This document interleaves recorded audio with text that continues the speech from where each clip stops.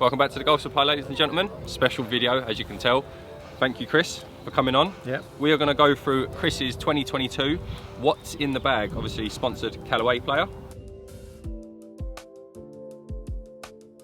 But if we start off with your putter, what putter are we gaming? I'll tell you when I get the head cover off. I told you we should have rehearsed this. This Odyssey works. I've used this style since the Open in 2013. Okay.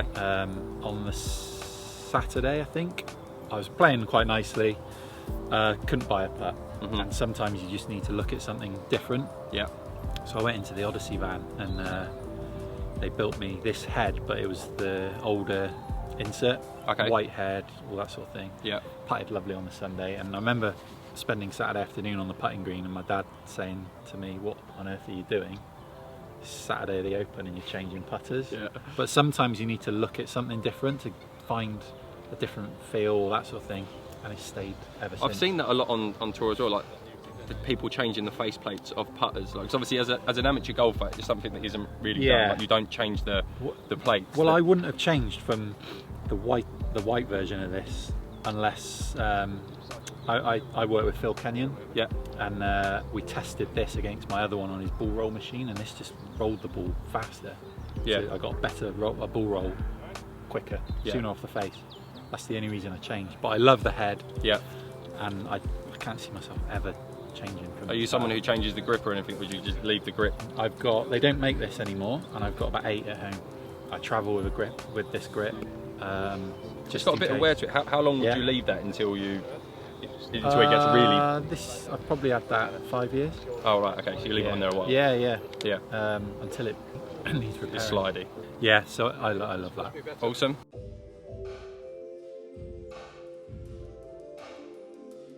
And then into the wedges, we've got the raw finish. Are they raw finish? Yeah. Raw finish Jaws wedges. Yeah. So you were saying earlier about you've bent these a little bit softer. Yeah, so I got 50 on there. Is it 51, I think? I think you said 51, yeah. And I just do that basically to judge distances, so I like to have even gaps with my wedges. Yeah. So most of us have got 2 or 3 swing positions that we like to know how far the ball goes. So for example, I go half, 3/4 and full. Just what that feels to you. So a half one of these I can hit like 90, 95 yards. Yeah. 3/4 is about 128 and a full's like 135. So you got 51, 56 or 54? Yeah, 50. This one's 54, but 54. Bent to 55. Yeah. And then 58 to 59? 60 to 59, 60 to 59. Yeah. And that is literally just all to get your gap in from all to your get my gap wedge. in, yeah, absolutely. Yeah. And the 60, we did quite a lot of work on this at the start of the year for bunker play. Yeah. For me, just so it sat exactly how I wanted. Monksy on the truck spent a lot of time getting the right grind, shaving it down and stuff. We messed around with a few different wedges. I think bunker play is quite an individual thing.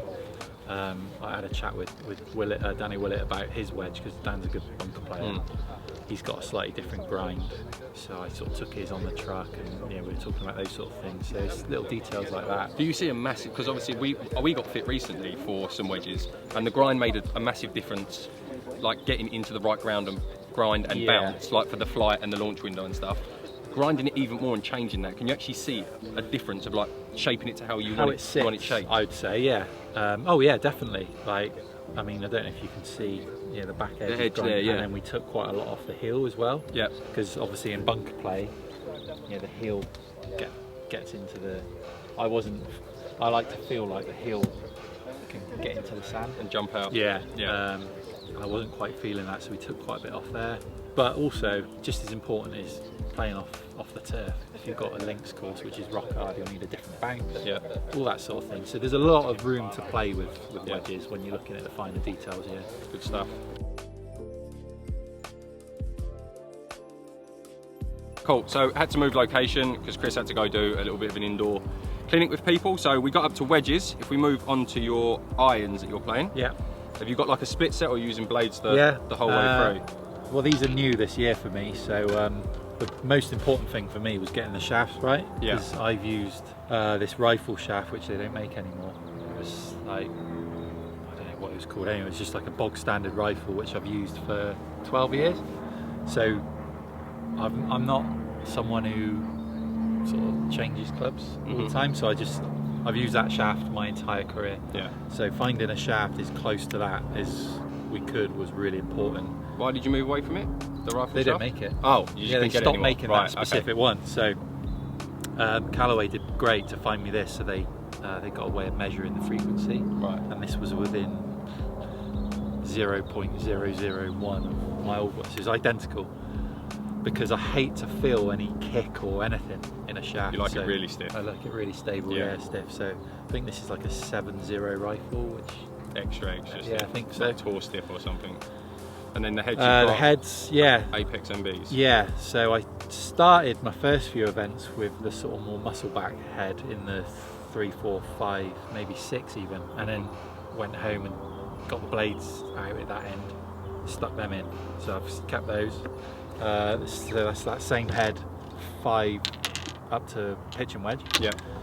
And then I've got, believe it or not, I think I've got 3 4-irons. 21-degree head this is. So this would be like my strong 4-iron. Yeah. Like a utility sort of looking club, but this is the one where it goes strong, but you get a bit of launch. Yeah. I probably get 5 yards further out of this than my standard one. Yeah.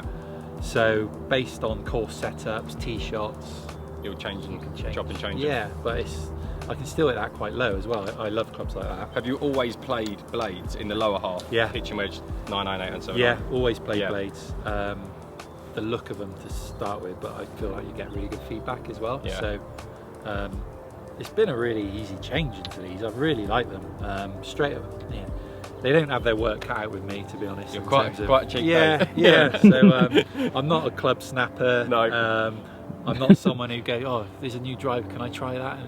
And leave it in your loft. That'll go to show when we get to a couple of the other clubs in your bag for the moment. Yeah, yeah. It's funny because I had some blades up till very, very recently, and I had it a full set as well. But then I changed the 4.56 iron, and then once I hit them, I was kind of like, I like the shallower sole plate. I like being able to hit into the ground a little bit more.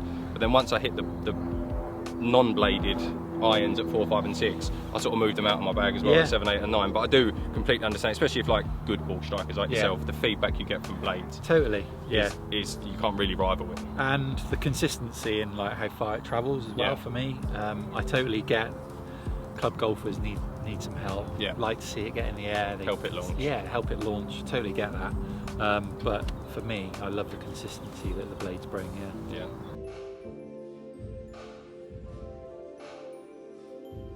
So onto your woods, what do you game? Was it 3 and 5, or do you have like a hybrid and a 3 I've wood? never been a hybrid player. No. I've been more of a 2-iron than 5-wood player, to be honest. Yeah. But golf courses now we play 2-iron is sort of. Does it go in your bag at all? Yeah, I've got 2 one. iron? Yeah. 5-wood's generally in most weeks though now, because like you go in the semi. And, like you go in the semi rough or even the rough on particularly par 5s. And get something on it, you can still get that out 250 in the rough, like a chaser. Yeah. You'd have no shot with a 2-iron. No. So yeah. So what is it? What 5-wood are you using at the moment? I'll tell you. Take the head cover off. I've got the Epic Speed. Yeah. So I've always struggled with 5-woods because I don't like looking at loft. Yeah. So I put that down, and 5-woods in the past I felt I'm just looking at too much loft, and it just looks like it's just going to go high and spinny. Yeah. But this has been so consistent. Like my numbers with this are really good. Carry this back 250. Yeah. So for me, if I've got that sort of number, I'm really confident in this club. So when these come out, when like Callaway bring out their new range, and obviously you've got the tour truck guys and stuff, do you go through all of their new range to find out what you want to hit, or does the guy who usually fits you, your man on tour, say, yeah, Chris, this is Garby, who fits me. Knows you better than you know I've used yourself. a Callaway driver for quite a few years now, and he'll basically just ship it to my house. Right. Okay. And I'll just ring him and say, yeah, it's not far off, it's about right. Yeah. There was a time I was having a practice a few days in Oman actually a few years ago, and I think they had some work in Dubai or something. Anyway, he flew over for the day with a 3-wood, right? And he just gave it to me. And He flew over to give you a club? Yeah, it's like a 40-minute flight. Oh, right, okay, yeah. It's like a hopper. Yeah. And gave me this 3-wood, and that was about 5 years ago. Yeah. And the face went 6 months ago. Oh right, okay. So that's the only reason I'm in this freeway. Otherwise you'd still be in that freeway. So the fitting is just class. Yeah. So and is that matched up with your freewood? You've got the Epic Speed as well. I think so. Yeah. A dirty head, covered in mud from yesterday. Yeah. I was worried that I wouldn't find anything like that. It's like, for me, being tall, getting the lie angle, I don't know, right, with a fairway wood has been a challenge over the years. Yeah.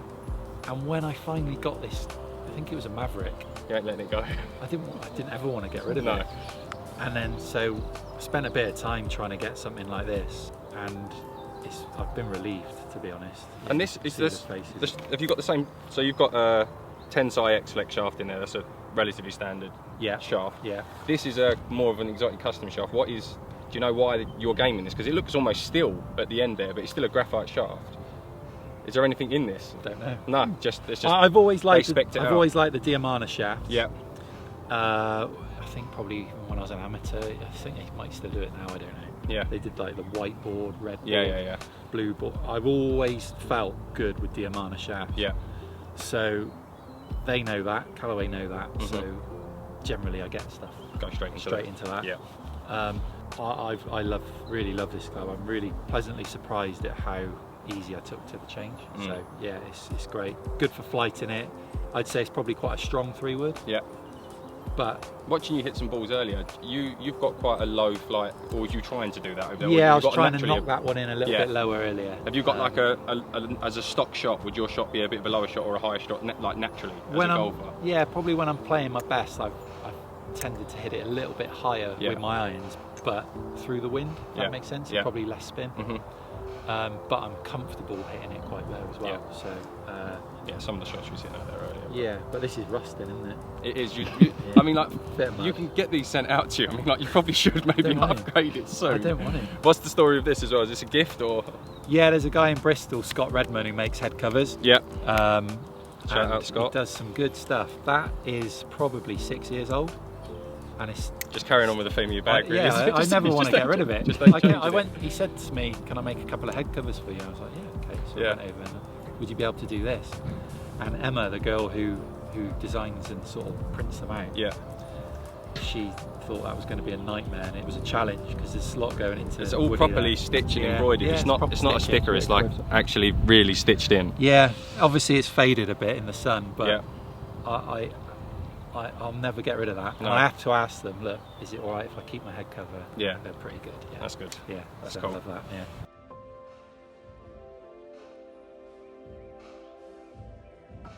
And then so onto your driver. Yeah.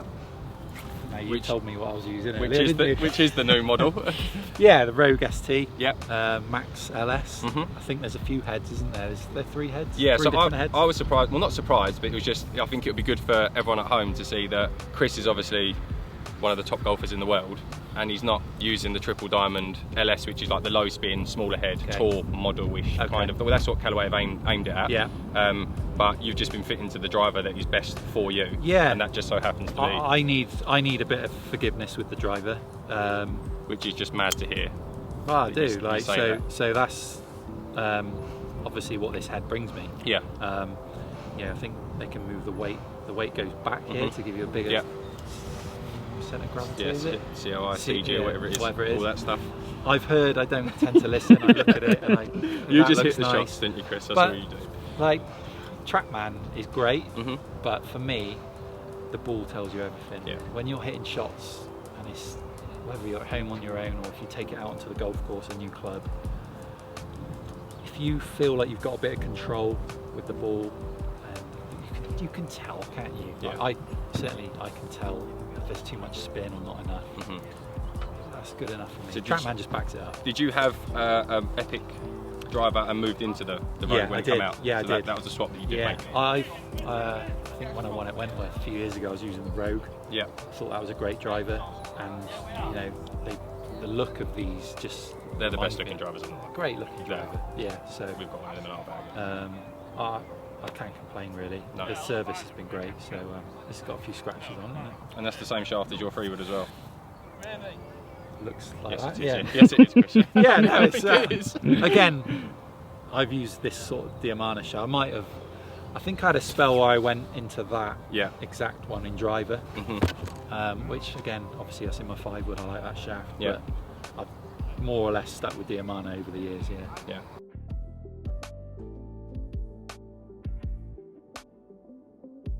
And then finally, just what ball do you use? Do you use like the Chrome Tour, Chrome Soft? No, I used Pro V1X. Oh, okay. Yeah. There's not many in there. I lost them yesterday on the course. How does that work with Callaway? Can you play Pro V1? Is that part of his? He's like a ball sponsorship as a pro, different outside of. Yeah, I mean we're going to be testing the ball. Yeah. I've used the Titleist ball all my life, and this is my first full season with 14 clubs at Callaway, and there's no pressure from them. But obviously I'll do some testing. Yeah. But again, they're great. Yeah, the Callaway sort of family get it. You know, they give the player the time to adjust, and they've been great. Yeah. Well, that is a really. If we go through the bags, you've got Rogue ST driver, Max LS with a Tour X Diana shaft, same shaft in the 3 wood, but with epic heads in the 5 wood as well. 620 MBs with Nippon Pro Modus Tour Flex shafts in there. I've got you, Chris. I've got you. Jaws wedges in the raw finish, and your trusty Odyssey putter, which will never ever come out of the bag. No, never, no. Chris, thank you so much. Cheers, mate. Appreciate that. No All the best in the season coming up. Thank you. Take care. Cheers.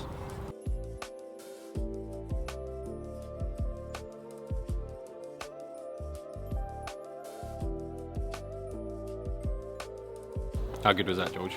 That's good, wasn't it? That is the best video on our channel, so I hope everyone at home has enjoyed that as much as we did. Chris is an absolute legend. From the second we met him today, he was so game to show us through his bag. I think it was a really good conversation, some cool stories as well out of that as well. Massive thank you to Clubhouse Golf and Callaway for putting this day together today and inviting me and George down here. That has been the highlight of our day. So again, hopefully you've enjoyed that at home. Really interesting to see that he's not someone who chops and changes his clubs. He's not someone who really is massively into sort of the tech in his clubs, just knows what he likes, and when he's got something that he likes, doesn't switch it out. And that's probably why he's such a good golfer. So as always, if you've enjoyed the videos, hit the subscribe button, hit the like button, ring the bell. You'll be notified every time we upload a new golf video, hopefully more than what's in the bags to come in the future. As always, we'll see you guys in the next one.